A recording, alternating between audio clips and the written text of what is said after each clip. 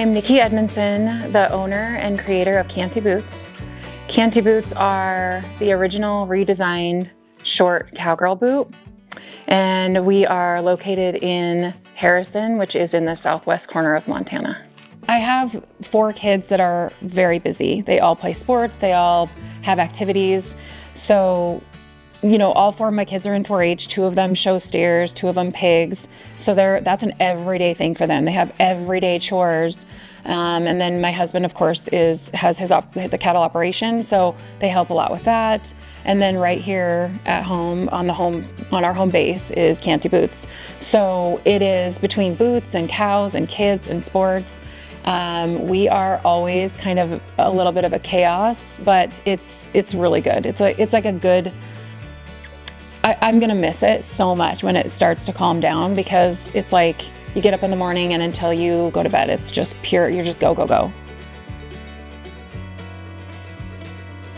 In 2010, I was out looking in a bunch of antique stores for a collection of used and old boots with character, just as decor. And I found a pair of boots that were eel skin that fit me perfectly, but they were rubbing my calves. So it's a common problem with women and taller cowboy boots that sometimes there's some rubbing and tightness in the calf.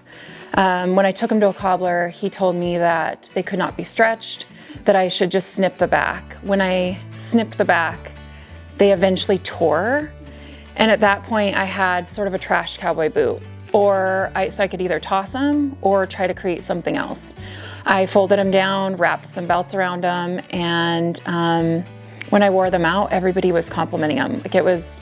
Everybody noticed the boots. The name Canty boots came from my husband. I had already started making the boots, and I was trying to come up with a name, and he said, look up the word Canty. So I looked it up. It's actually an adjective that means lively, upbeat, and in good spirits. And it just fits the boots. At first, it didn't roll off the tongue really well for me, but now it's the perfect adjective to describe what we're doing here. So I love the name Canty. She's Canty.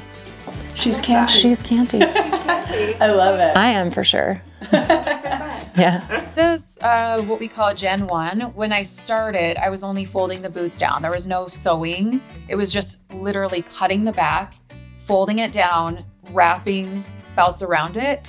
And this was how I got my start. And this was definitely within the first year.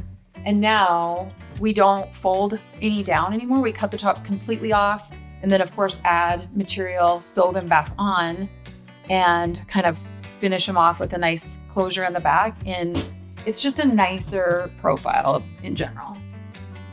The best part about Canty boots is that every boot offers thousands of directions. We can do anything with any boot, and there's no shortage of materials or inspiration. I get it everywhere. When you cut the tops completely off, you can take a Lucchese boot top, sew it onto an old Gringo bottom. You can sew cowhide on the front, Pendleton blanket, but you can't do that with this style. So there's just so much more you can do when we moved into the Gen 2, and we really haven't had to move beyond that.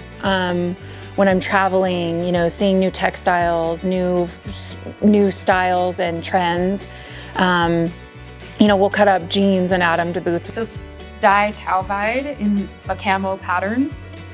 So this pair I love because it's got a lot of texture and color. Now there's like this huge denim boot trend going on, but we've been cutting up jeans and sewing them onto boots for a couple years now.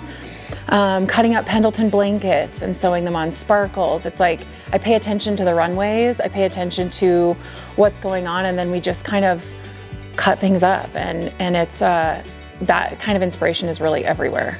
So when people come in to Canty boots and they bring their own boots, they can shop our materials and sort of design their own. So the only way that they can have a real part in the process is if they come out here and they think, oh, I want to look through the Pendleton, and maybe they want to pick out this bright, beautiful blanket pattern, and then we sew this onto their boot, and they just get to pick it all right here. So everything from Pendleton blanket to African mudcloth to embossed leather, just florals, anything you can kind of imagine is in these piles. And it's kind of like Build-A-Bear, Build-A-Boot.